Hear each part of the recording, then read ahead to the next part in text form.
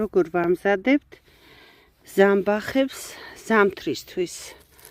აი ესეთი სახურავის, სამკუთხედი სახურავის ფორმაზე ვჭრით.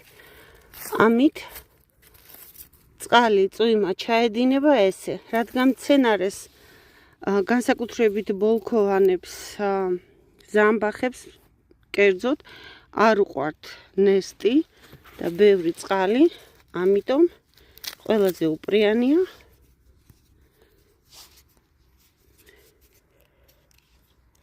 მათი ამ მეთოდით გადაჭრა. ოი, გამეჭედა სეკატორი.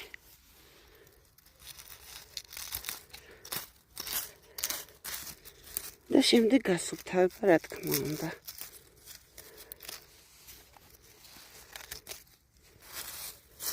ეს სარეველებს თუ ამოვიღებთ, გაიქნება აი მისი ბოლქვები.